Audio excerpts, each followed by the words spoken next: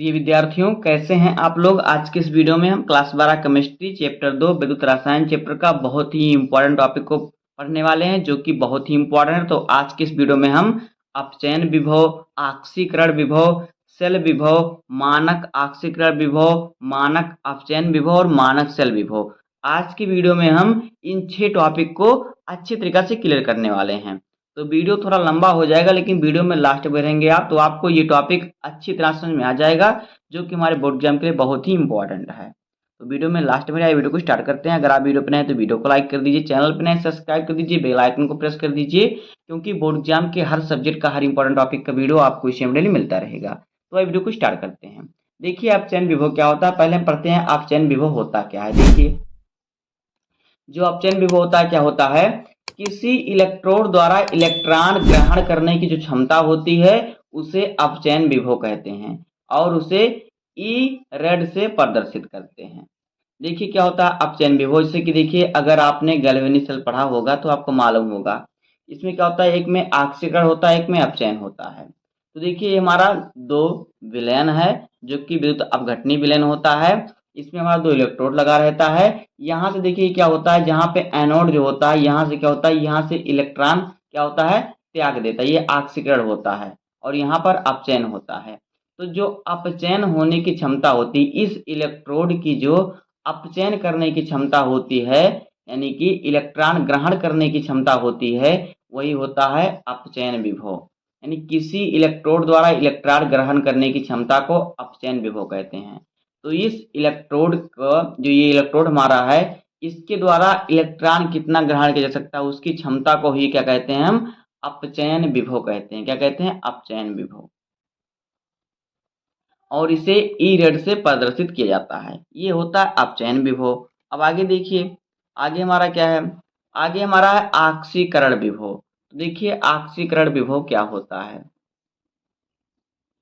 देखिए क्या होता है ऑक्सीकरण विभव, किसी इलेक्ट्रोड द्वारा इलेक्ट्रॉन त्यागने की क्षमता को ऑक्सीकरण विभव कहते हैं, इसे EOX से प्रदर्शित करते हैं। अब इसमें देखिए, यहाँ से क्या होता है, ऑक्सीकरण होता है यानी इलेक्ट्रॉन मुक्त होता है, और यहाँ पे अपचयन होता है यानी कि इलेक्ट्रॉन ग्रहण होता है, यहाँ से इलेक्ट्रॉन निकलता है, जिससे क्या होता है, इसमें धारा प्रवाहित होती है। तो इस इलेक्ट्रोड के द्वारा कितने इलेक्ट्रॉन ज्ञात है, कितने इलेक्ट्रॉन त्याग करने की क्षमता है, वही इसकी ऑक्सीकरण क्षमता हो जाएगी, ऑक्सीकरण विभव हो जाएगा। यानी किसी इलेक्ट्रोड के द्वारा इलेक्ट्रॉन त्याग करने की क्षमता को ही हम ऑक्सीकरण विभव कहते हैं, इसे EOX से प्रदर्शित करते हैं। तो ये हो जाएगा ऑक्सीकरण विभव। अब आगे देखिए, बस आपको इतना इतना पढ़ लेना, बहुत सरल टॉपिक है, बहुत ही इंपॉर्टेंट है, हर साल बोर्ड एग्जाम में पूछा ही जाता है। उसके बाद देखिए हमारा है सेल विभव। देखिए सेल विभव क्या होता है, अपचयन विभव और ऑक्सीकरण विभव का जो अंतर होता है उसे ही सेल विभव कहते हैं। यानी कि अपचयन विभव में से अगर आप ऑक्सीकरण विभव को घटा देंगे तो आपका सेल विभव निकल जाएगा। अपचयन विभव व ऑक्सीकरण विभव के अंतर को सेल विभव कहते हैं, इसे ई सेल से प्रदर्शित करते हैं। तो देखिए, सेल विभव बराबर क्या होता है, अपचयन विभव माइनस ऑक्सीकरण विभव। सेल विभव को हम ई सेल से प्रदर्शित करते हैं, और अपचयन विभव को ई रेड से, और फिर ऑक्सीकरण विभव को EOX से। तो ये हमारा सूत्र है सेल विभव निकालने का। आप अपचयन विभव में से ऑक्सीकरण विभव घटा देंगे तो आपका सेल विभव निकल जाएगा। तो आप सूत्र का स्क्रीनशॉट लीजिए, और फिर जितना मैं जिस प्रकार से लिख के बता रहा हूँ, इसी प्रकार से आपको अपनी कॉपी में नोट बनाना है, तभी आपका जो है टॉपिक अच्छी तरीके से कंप्लीट हो पाएगा। तब आपको, अगर आप इस प्रकार से नोट बना लेंगे तो आप बस देखेंगे ही कॉपी अपनी, आपको सब चीज़ें याद हो जाएंगी। इसके बाद देखिए हमारा क्या है, मानक ऑक्सीकरण विभव।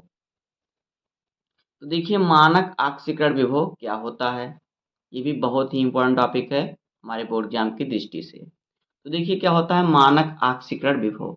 देखिए, 298 केल्विन ताप तथा एक वायुमंडलीय दाब पर 1 मोलर विद्युत अपघटनी विलयन पर इलेक्ट्रोड द्वारा इलेक्ट्रॉन त्यागने की जो क्षमता होती है, उसे मानक ऑक्सीकरण विभव कहते हैं, इसे E0OX से प्रदर्शित करते हैं।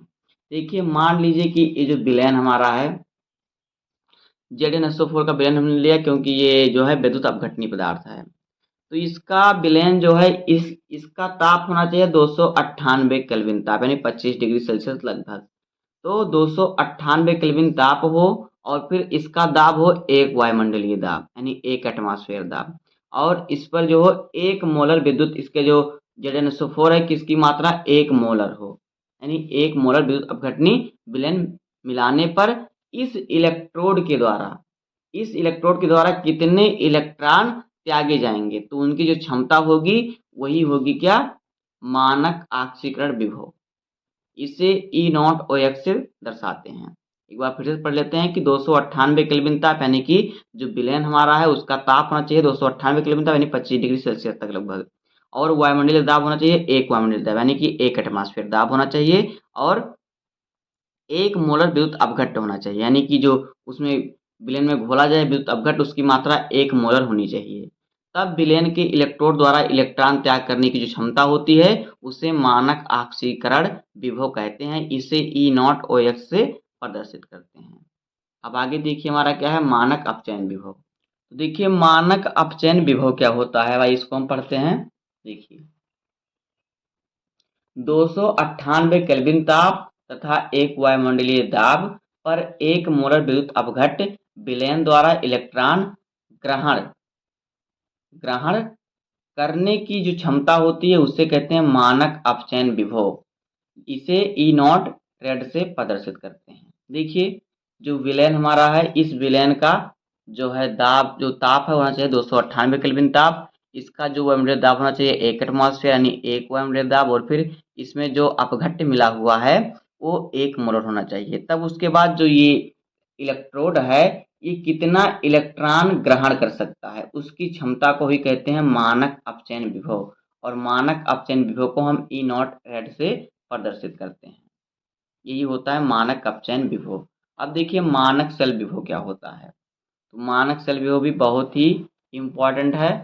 तो देखिए मानक शेल विभव क्या होता है, देखिए मानक अपचयन विभव तथा मानक ऑक्सीकरण विभव का जो अंतर होता है उसे ही कहते हैं मानक शेल विभव, और मानक शेल विभव को हम E0 शेल से प्रदर्शित करते हैं।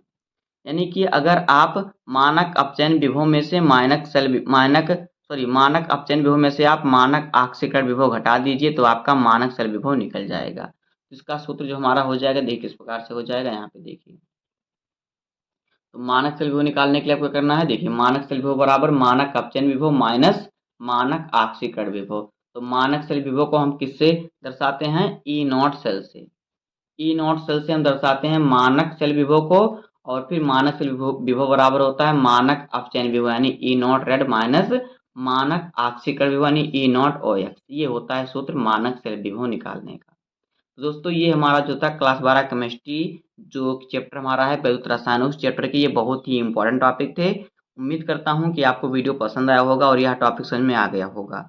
अगर आपको वीडियो पसंद आए तो वीडियो को लाइक कर दीजिएगा, चैनल पर नए सब्सक्राइब कर दीजिए, बेल आइकन को प्रेस कर दीजिए, और हर सब्जेक्ट का हर जितना भी आपका इम्पोर्टेंट चैप्टर है, जितना भी आपका नोट है, हर चैप्टर का आपका प्लेलिस्ट बन चुका है, वहाँ से आप देख सकते हैं। अच्छे तरीके से आप अपनी कॉपी में नोट बनाइए, इसी प्रकार से आपको बोर्ड एग्जाम में लिखना है, तब जाके आपको पूरे नंबर मिलेंगे। तो बस आज के इस वीडियो में इतना ही। उम्मीद करता हूँ आपको वीडियो पसंद आया होगा। अगर आपको वीडियो पसंद आए तो वीडियो को लाइक कर दीजिए, और चैनल पे नए हैं सब्सक्राइब कर दीजिए, बेल आइकन को प्रेस कर दीजिए, क्योंकि बोर्ड एग्जाम के हर सब्जेक्ट का हर इंपॉर्टेंट टॉपिक का वीडियो आपको इसी अपडेट मिलता रहेगा। तो मिलते हैं किसी नेक्स्ट वीडियो में, तब तक के लिए धन्यवाद, जय हिंद।